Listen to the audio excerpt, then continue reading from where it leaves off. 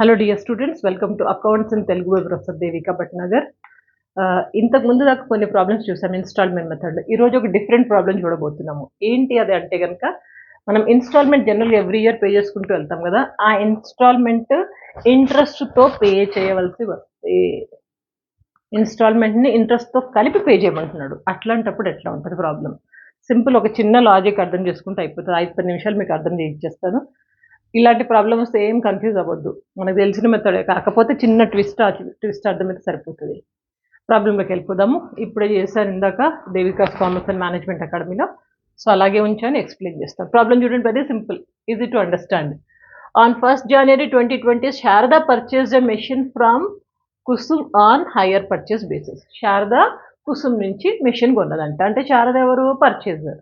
కుసుమ్ ఎవరు? Vendor, hire vendor లేదా seller అనొచ్చు. The particulars are as follows. ఏమి ఇచ్చాడు పర్టికులర్స్లో? క్యాష్ ప్రైజ్ అన్నాడు. ఎంత క్యాష్ ప్రైజ్ అంటే ఎంత కొన్నాడు? 10,000కి కొన్నదాన్ని. ఇక చూడండి, 4,000 to be paid on signing the contract. అంటే ఇది డౌన్ పేమెంట్, ఇనీషియల్ పేమెంట్ ఎంతో కొంత ఇవ్వాలి కదా, అది 4,000 అట. ఇంకా చూడండి, బ్యాలెన్స్ ఇన్ 3 ఇన్స్టాల్మెంట్స్. ఇంకా మిగిలిన అమౌంట్ ఈ 10,000లోంచి 4,000 పోగా ఎంత ఉంది? 6,000 కదా, అదే బ్యాలెన్స్. ఆ బ్యాలెన్స్ ఏమంటున్నాడు? 3 ఇన్స్టాల్మెంట్స్ ఆఫ్ 2,000 ప్లస్ ఇంట్రెస్ట్ అంట. 2,000 ప్లస్ ఇంట్రెస్ట్తో కలిపి పే చేయమంటున్నాడు. ఇంతకు ముందు దాకా మనం అట్లా చేయలేదు. ఎంత ఇన్స్టాల్మెంట్? 2,000 ఇన్స్టాల్మెంట్ 2,000 అని చేసుకుంటూ పోయేవాళ్ళు ఎవ్రీ ఇయర్.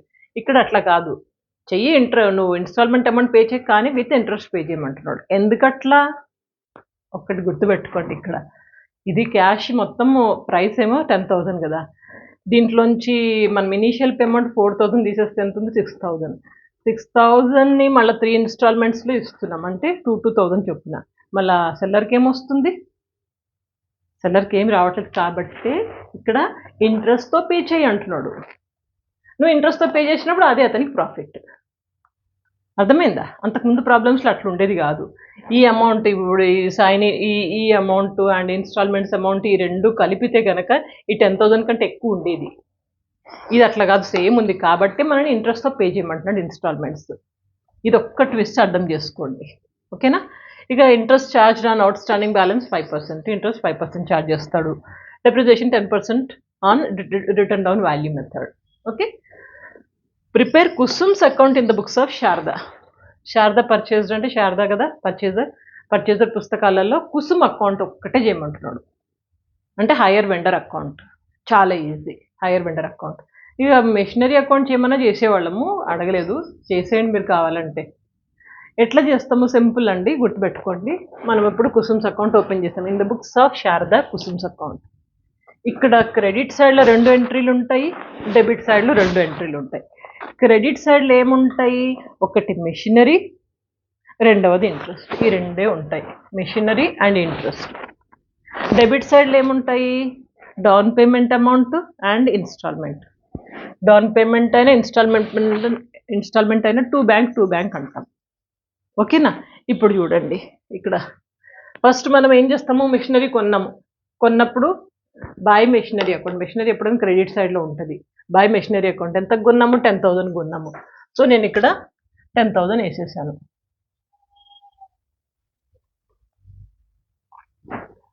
ఇంకా తర్వాత ఏంటి? ఇక్కడ డెబిట్ సైడ్లోనేమో మనకి ఇనీషియల్ అమౌంట్ పే చేసాము. పే చేసినప్పుడు టూ బ్యాంక్ అనేసి ఇనీషియల్ అమౌంట్ ఇది వేసాము, 4,000. ఇక థర్డ్ ఎంట్రీ దీనికి వచ్చేద్దాం, ఇంట్రెస్ట్కి వచ్చేద్దాం. ఇంట్రెస్ట్ క్యాలిక్యులేట్ చేశాకే మనము ఇన్స్టాల్మెంట్ పే చేయాలి. కాబట్టి ఈ 4వ ఎంట్రీ ఇప్పుడే ముందు 3వది అంటే ఇంట్రెస్ట్కి వెళ్ళిపోదాము. ఇంట్రెస్ట్ ఎట్లా వస్తుంది చూడండి. ఇంట్రెస్ట్ అంటే మనము ఇంతకుముందు చేసాం చూడండి, అట్లనే క్యాలిక్యులేషన్స్. టోటల్ 10,000 ఉంది, దాంట్లో 4,000 ఇచ్చేసినావు అంటే ఎంత ఉందిగా? 6,000 ఉంది కదా, ఆ 6,000 మీదనే ఇంట్రెస్ట్ క్యాలిక్యులేట్ చేయాలి. ఇంతకుముందు కూడా అట్లనే చేసాం కదా, ఇప్పుడు కూడా అంతే.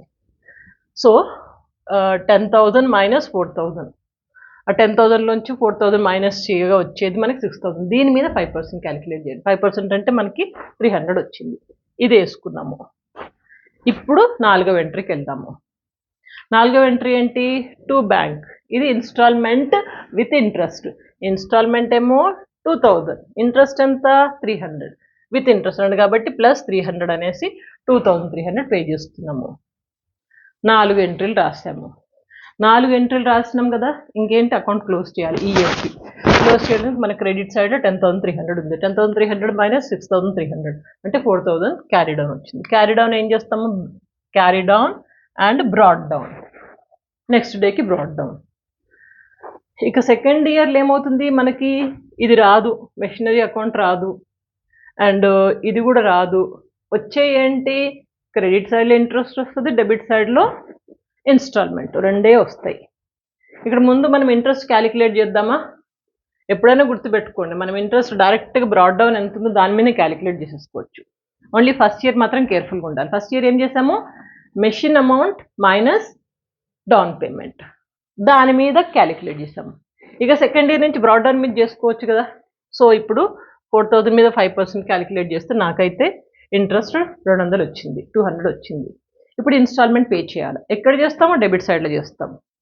ఇప్పుడు టు బ్యాంక్ అనేసి ఎంత ఉంది అమౌంట్, 2,000 కదా ఇన్స్టాల్మెంట్ విత్ ఇంట్రెస్ట్. ఇంట్రెస్ట్ ఎంత వచ్చింది, ఈ ఇయరే చూడాలా. ఇంట్రెస్ట్ 200 వచ్చింది. సో రెండు కలిపితే 2,200. Excuse me.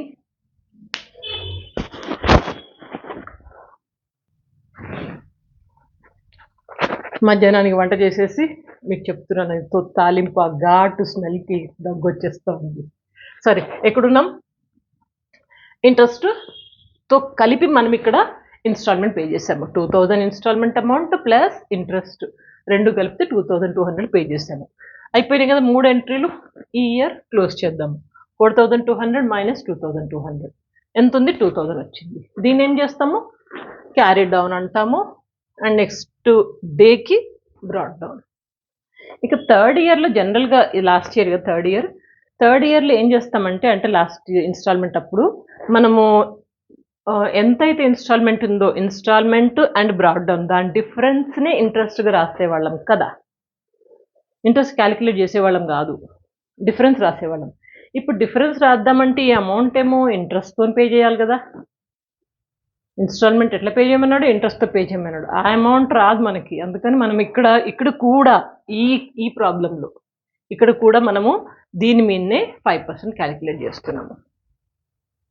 వితౌట్ ఇంట్రెస్ట్ అయి ఉంటే ఆ instalment amount and brought down ఆ రెండింటి డిఫరెన్స్ వేసుకునే వాళ్ళం ఇంట్రెస్ట్గా.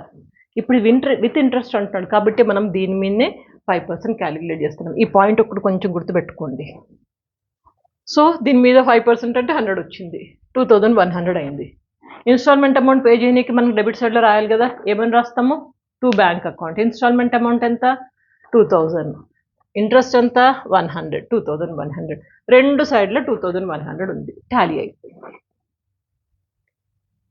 ఓకేనా, ఏం లేదు, చాలా ఈజీ ప్రాబ్లం. ఓన్లీ ఈ పాయింట్ ఒకటి గుర్తుపెట్టుకోండి. ఒకవేళ మీరు మెషినరీ అకౌంట్ లేకపోతే ఇంకా అసెట్ అకౌంట్ చేయవలసి వస్తే కనుక మీకు ఇంతకుముందు నేర్పించినట్టే సేమ్ ప్రొసీజర్, ఏ మాత్రం తేడా లేదు. క్లియరే కదా. ఇంకా కొన్ని ప్రాబ్లమ్స్ చేద్దాం, ఎందుకంటే I want you to be perfect.